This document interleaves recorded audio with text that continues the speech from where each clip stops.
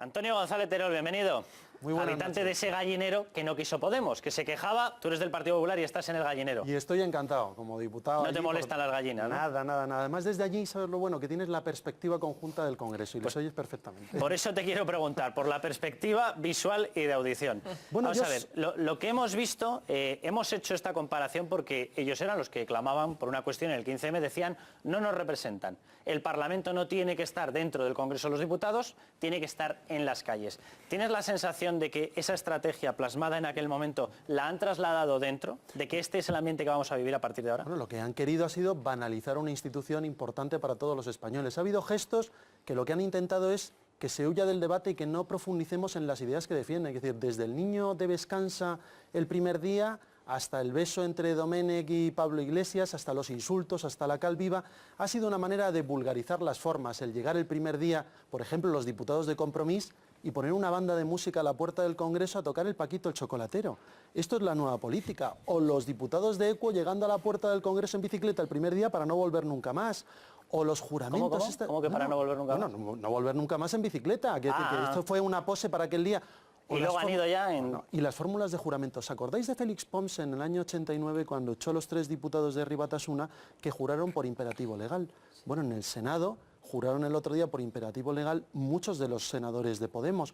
Y en el Congreso vimos esas fórmulas que, bueno, podrían tener... Porque se aceptó la fórmula como válida, legalmente. Algunas dudas de legalidad, porque el Constitucional dice que siempre y cuando se acate la Constitución, de alguna manera vale lo que se diga. Pero se trataron de alargar y de vulgarizar las formas dentro del Congreso. Ahora, hacer solo y exclusivamente responsable de esto a un grupo parlamentario, también hay que fijarse en el presidente del Congreso. Tú diriges el debate. Es decir, Pachi López, yo no voy a hablar de él por falta de experiencia, pero el tuteo, el perder las formas de respeto hacia otros diputados, el permitir la petición por alusiones de palabras sin fin dentro de un debate o el elegir el momento que podía beneficiar mejor al candidato de la investidura haciendo uso del partidismo político como ha hecho. De manera que tuvimos que vivir una jornada de 2 horas de intervención de Pedro Sánchez que se podía haber trasladado perfectamente al día siguiente para que hubiera tenido la réplica de todos los grupos políticos. Es decir, desde el presidente de las Cortes, que ha utilizado, yo creo que de manera partidista, su función pública, hasta lo que hemos vivido con estos señores, yo creo que está vulgarizando una institución muy importante. Sí, claro, porque... Es hablar también perfectamente, porque han estado compañeros tuyos del Partido Popular denunciando actos en los cuales no se les ha permitido hablar en plenos municipales, etcétera. Bueno, es que lo que decía Asís del bloqueo a la labor institucional es porque pedimos contratos. Cuando aparecieron los contratos de la memoria histórica de 17.999 euros, nuestros concejales en el Ayuntamiento de Madrid empezaron a hacer peticiones de información que yo como alcalde sufro todos los días, pero es que es mi labor darla. Esa labor de transparencia pública de la que tanto presumían antes de las elecciones, pero ahora que no les gusta dar cuentas delante del grupo municipal mayoritario que ganó las elecciones, pero no gobernó porque el Partido Socialista, y lo ha recordado también Asís Timmermans, decidió darle el Ayuntamiento de Madrid a Podemos.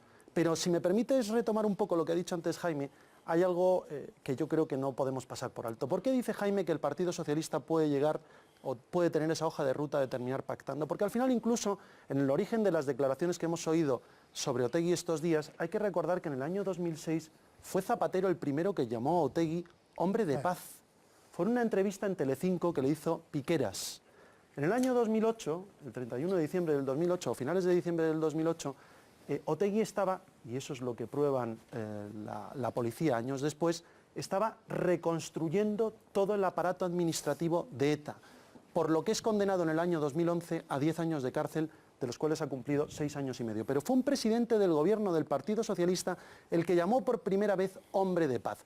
Hoy se rasga las vestiduras el Partido Socialista, pero fue el primero que dio nombre y apellidos a ese nuevo demócrata. A mí me parece una barbaridad que hoy tengamos que soportar en un Parlamento que se hable de que Otegi es un preso político y que no se condene, por ejemplo, que Leopoldo López sí que esté en una dictadura como Venezuela, encarcelado y no se libere, porque eso es un auténtico preso político. Y lo tenemos que aguantar porque entra dentro del debate político normal. Pero ese es el nuevo ambiente en el Parlamento Nacional, donde se habla de terroristas y asesinos como demócratas y se habla de luchadores a favor de la democracia como presos políticos. Ahora os devuelvo la palabra, tenemos que ir un momentín a... Cuando soltó lo de la calviva, lo primero que pasó fue que yo creo que Pedro Sánchez se quedó congelado. Los diputados del Partido Popular empezamos a exigir no se quedó congelado, yo lo estaba mirando, que alguien contestase.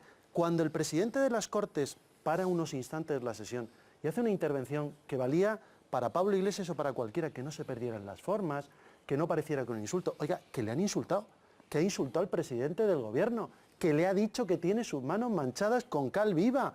Y no dijo nada. A vosotros os dijo que erais hijos del totalitarismo. Bueno, y llegó a llamar la atención de Joan Tardá al día siguiente, bueno, en la siguiente votación de investidura, por pedir, por alusiones, intervenir, y no fue capaz de llamar la atención de Pablo Iglesias, fue incapaz.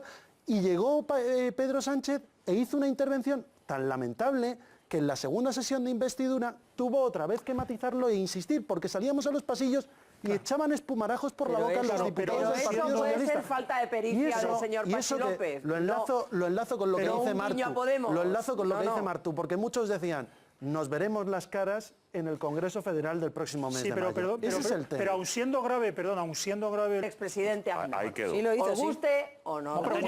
Eso fue así. A mí lo que de verdad me preocupa es que, bueno, como muy bien decís, él está utilizando esto como si fuera un plató para dar sus titulares y colocar su mensaje entre sus 5 millones de votantes.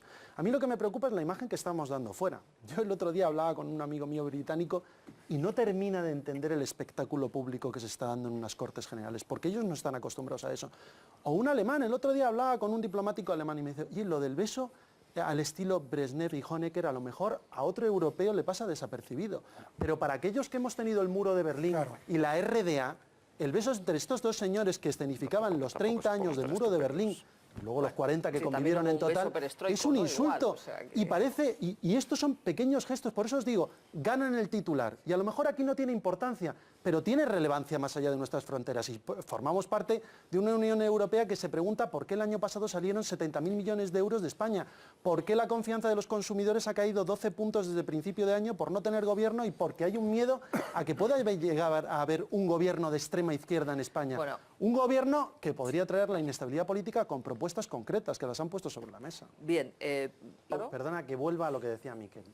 Lo de los 96.000 millones de euros que yo decía antes, que decía, me parece, Esther, no, si no han dicho cómo lo van a financiar. Sí lo han dicho. Han dicho que subidas de impuestos. Subidas de impuestos a todo el mundo. A las clases medias, que es el núcleo de este país, no a los ricos. El impuesto a los ricos, que lo venden como un gran ingreso, lo sabe Miquel, al final es un porcentaje tan bajo de la población que no sirve para financiar 96.000 millones de euros. Eso sí, hablan de armonización para subir algunos impuestos, el de patrimonio, el de sucesiones y donaciones, y se creen que las personas que tienen mucho patrimonio en este país dejan en herencia a sus hijos por sucesiones y donaciones el dinero, y eso es mentira. Sucesiones y donaciones es un impuesto que grava el señor que le quiere dejar la casa a su hijo, la casa que ha conseguido con el esfuerzo de su vida, que probablemente muchos de ellos de muy buena fe sean votantes de Podemos. Con eso calculan que van a recaudar casi 12.000 millones de euros más entre patrimonio, sucesiones y donaciones.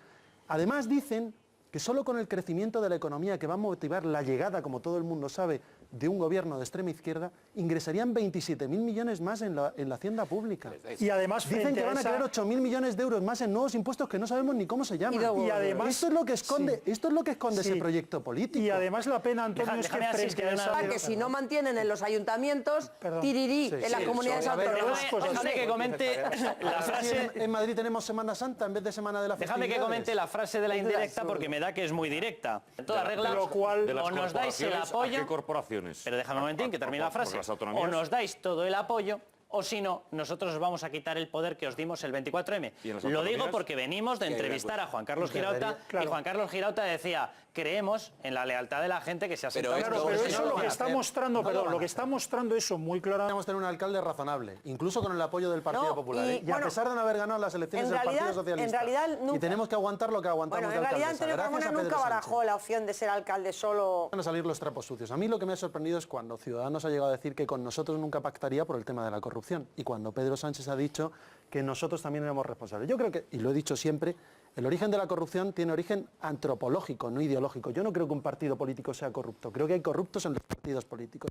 Y de esto saben todos los partidos. Ahora, que Ciudadanos diga que puede pactar con el Partido Socialista cuando los ERES de Andalucía, que es un buen ejemplo, son 3.000 millones de euros. O cuando la semana pasada me parece que inhabilitaron a la presidenta del Partido Socialista de Extremadura.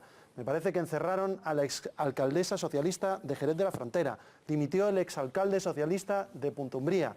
Procesaron al viceconsejero de Obras Públicas socialista de Aragón. imputaron en los seres de Andalucía al interventor general de la Junta de Andalucía. Lo que digo es que la lista... No, si no es el Itumás, en todo caso es el Itu también. El Itu también. Ya no están los responsables. Exacto, y en Andalucía no hay comisión de investigación, y aquí en Madrid hay comisión de investigación y nos hacen la vida imposible. Son las dos varas de medir de ese partido tan estupendo que Ciudadanos. Se nos Ahora os tomáis el pelo. Se nos ha acabado el tiempo. Muchísimas